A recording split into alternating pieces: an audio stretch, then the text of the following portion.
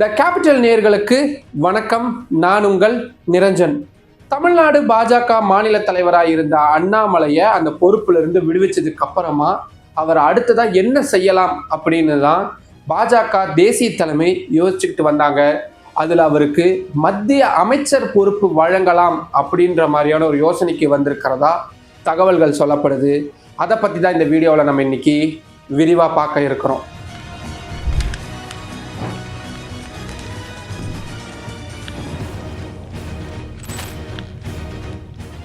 தமிழ்நாடு பாஜகவுடைய மாநில தலைவராக இருந்த அண்ணாமலை அவர்கள் அந்த பொறுப்புல இருந்து மாற்றப்பட்டதை அந்த கட்சியுடைய பல கட்ட நிர்வாகிகள், இன்னும் சொல்ல போனா மாவட்ட அளவில் இருக்கக்கூடிய நிறைய பேர் ஏற்றுக்கொள்ளலை அப்படின்றதான் பார்க்க வேண்டியதா இருக்கு.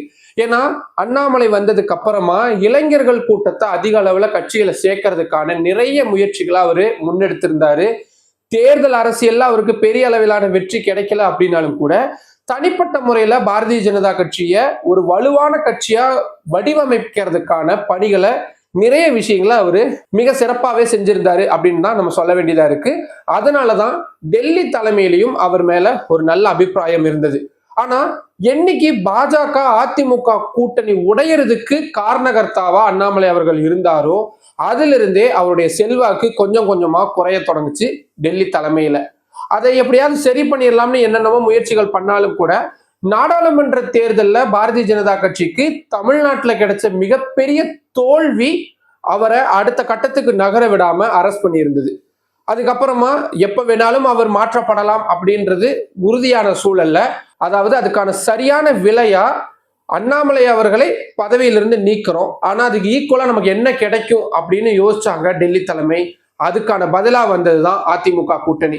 இப்போ அதிமுக கூட்டணி பாஜகவுடன் உறுதியானதோட மட்டும் இல்லாம இன்னொரு பக்கம் அண்ணாமலையும் அவருடைய பதவியிலிருந்து நீக்கப்பட்டுட்டார். இந்த வார்த்தை ரொம்ப முக்கியம், நீக்கப்பட்டுட்டார் அப்படின்னு சொல்றதுதான் சரியா இருக்கும். அப்படியே அவர் அந்த பதவியிலிருந்து நீக்கப்பட்டதுக்கு அப்புறமா மாற்று ஏற்பாடா நயினார் நாகேந்திரனையும் அந்த இடத்துல கொண்டு வந்து பிளேஸ் பண்ணியாச்சு. நயினார் நாகேந்திரன் அதிமுகவிலிருந்து வந்தவர் தான் அப்படின்றதுனால வருங்காலங்கள்ல கூட்டணியில இடங்கள் சம்பந்தமான தொகுதிகள் சம்பந்தமான பேச்சுவார்த்தைகள் எந்த சுணக்கமும் இல்லாமல் ஒரு பக்கம் ஸ்மூத்தா ரன் ஆகும் அப்படின்றதுதான் டெல்லி பாஜகவுடைய தலைமையுடைய என்ன ஓட்டமா இருக்கு, அதுதான் அவங்களுடைய கணக்குகளா இருக்கு. ஆனா அண்ணாமலை அவர்களுடைய நீக்கத்தை RSS தலைவர்கள் பெரிய அளவுல ரசிக்கல அப்படின்றதுதான் நிதர்சனமான உண்மை. இது சம்பந்தமா அதிமுக பாஜக கூட்டணி எப்படி உருவாச்சு, அதுக்கு பின்னணி என்ன, அண்ணாமலை அவர்கள் எப்ப மாற்றப்படுவாருன்னு நம்ம ஏற்கனவே இந்த கேபிட்டல் சேனல்ல சொல்லி இருந்தது. அண்ணாமலை அவர்கள் மாற்றினதுக்கு அப்புறமா RSS தலைவர்களுடைய எதிர்வினைகள் எப்படி ஆயிருக்கு அப்படின்ற மாதிரியான நிறைய விஷயங்களை ரொம்ப விரிவான செய்தி தொகுப்புகளா நம்மளுடைய த கேபிட்டல் சேனல்லையே தனித்தனி வீடியோவா நான் ஏற்கனவே போட்டிருக்கிறேன்.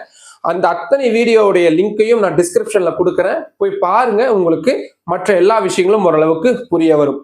சரி, விஷயத்துக்கு வருவோம். இப்படி அண்ணாமலையை மாற்றினது RSS தலைவர்களுக்கு பிடிக்காத ஒரு விஷயமா இருக்கக்கூடிய சூழல்ல RSS தலைவர்களை சமாதானப்படுத்தணும் அப்படின்ற ஒரு இடத்துக்கு வந்திருந்தாங்க பாஜகவுடைய தேசிய தலைமை. அந்த வகையில பாஜகவுடைய தேசிய அளவிலான முக்கிய பொறுப்புகளை அவருக்கு கொடுக்கலாம்.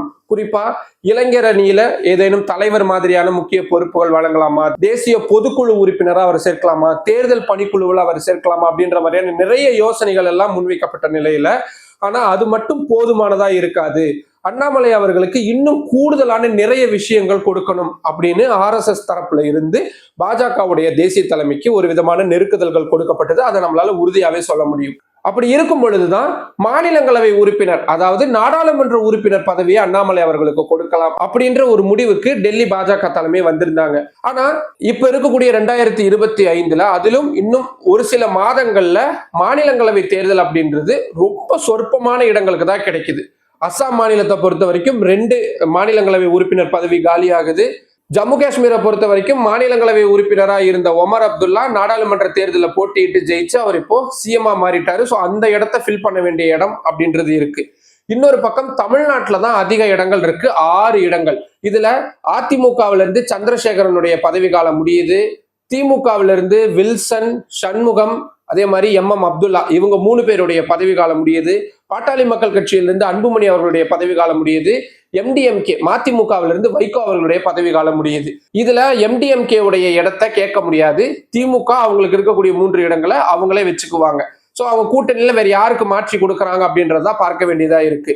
மற்றபடி இருக்கிறது ரெண்டே ஆப்ஷன், ஒன்னு அதிமுக, இன்னொன்னு பாமக. பாமக அவங்களுடைய மாநிலங்களவை இடத்தை விட்டு கொடுப்பாங்களா அப்படின்றதுல சந்தேகமே வேணாம், அவங்க விட்டு கொடுக்க மாட்டாங்க. அடுத்ததா இருக்கிறது அதிமுகவுடைய ஒரே ஒரு இடம்.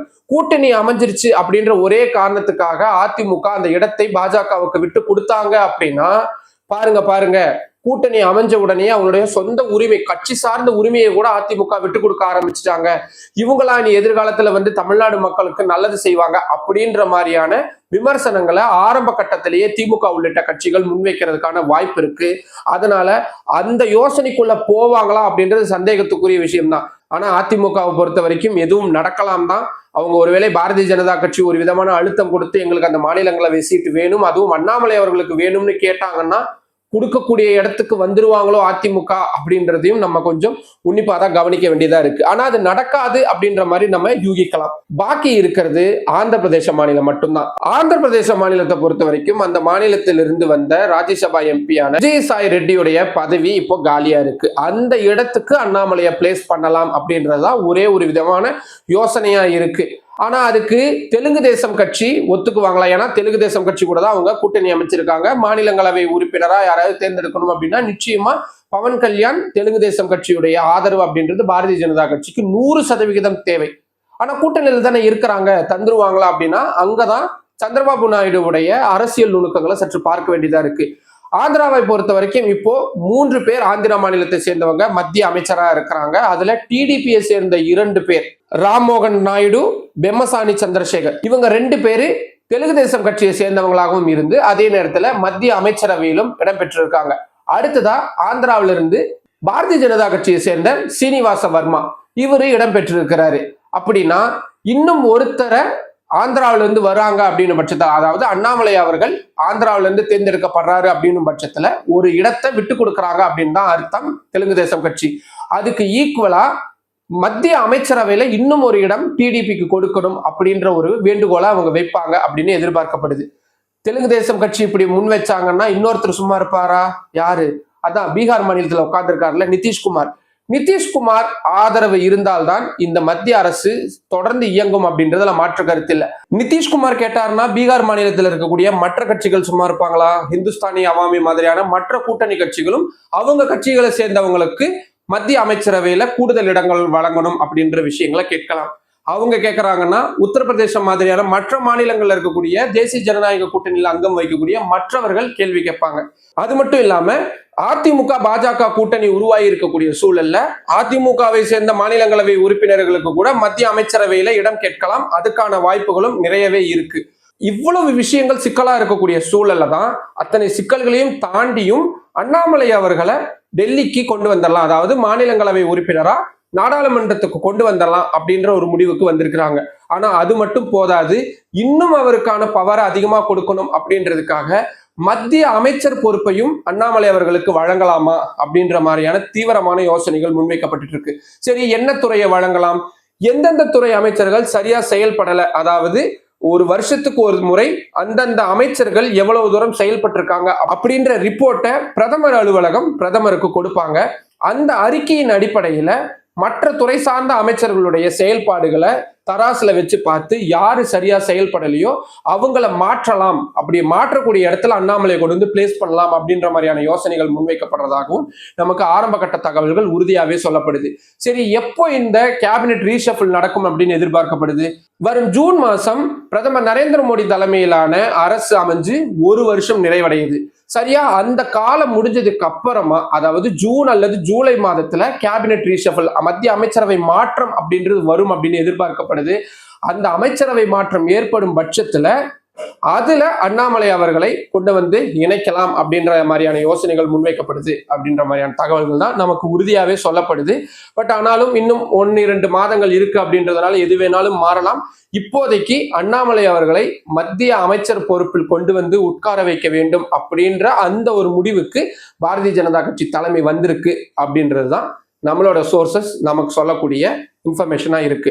அது நிறைய சாதகமான விஷயங்களை தமிழ்நாட்டுக்கு, குறிப்பா தமிழ்நாடு சட்டப்பேரவை தேர்தல் நடக்கும் பொழுது ஏற்படும் அப்படின்றதுனால அதுல ரொம்ப உறுதியாகவும் இருக்கிறதாகவும் சொல்லப்படுது. பார்ப்போம் அண்ணாமலை அவர்கள் மத்திய அமைச்சரா வராரா இல்லையா அப்படின்றத. அப்படி வரும் பட்சத்துல அது சம்பந்தமான வீடியோவையும் நம்ம த கேபிட்டல் சேனல்லையே விரிவா பார்க்கலாம். அண்ணாமலை அவர்கள் மத்திய அமைச்சரா பொறுப்பு கொடுக்கப்படுவாரா? அப்படி அவருக்கு கொடுக்கப்படுதுன்னா எந்த அமைச்சர் பதவி அவருக்கு கொடுக்கப்படும், எந்த துறை அவருக்கு கொடுக்கப்படும்? இதை பத்தின கருத்து ஏதேனும் உங்களுக்கு இருந்தா கீழே அதை கமெண்ட் பாக்ஸ்ல சொல்லுங்க. மற்றும் ஒரு வீடியோவில் சந்திக்கலாம். நன்றி.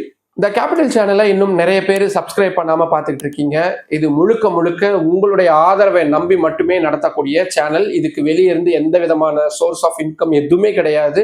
முழுக்க முழுக்க என்னுடைய பாக்கெட்ல இருந்து என்னுடைய சின்ன வருமானத்தின் மூலியமா தான் இந்த சேனலை ரன் பண்ணிக்கிட்டு இருக்கிறேன். அதுக்கு ஒரே காரணம், டெல்லி சார்ந்து வட இந்தியாவில் நடக்கக்கூடிய முக்கியமான விஷயங்கள் பத்தின எல்லா இன்ஃபர்மேஷனும் தமிழ் மக்களுடைய கைவிரல் நுனிக்கு வந்துடணும் அப்படின்ற ஒரே காரணத்துக்காக தான் இதை நான் நடத்திக்கிட்டு இருக்கிறேன். இதுக்கு நான் உங்ககிட்ட இருந்து எதிர்பார்க்கறது உங்களுடைய ஆதரவு மட்டும்தான். நம்ம சேனலை சப்ஸ்கிரைப் பண்ணுங்க, நிறைய பேருக்கு நம்ம வீடியோஸை கொண்டு போய் சேருங்க, ஷேர் பண்ணுங்க, லைக் பண்ணுங்க. அதை விட ரொம்ப முக்கியம், நிறைய கமெண்ட் பண்ணுங்க. அதன் மூலியமா உங்களோட நான் ரொம்ப நெருக்கமா இருக்கிறத உணர்றேன். மற்றும் ஒரு வீடியோவில் சந்திக்கலாம். நன்றி.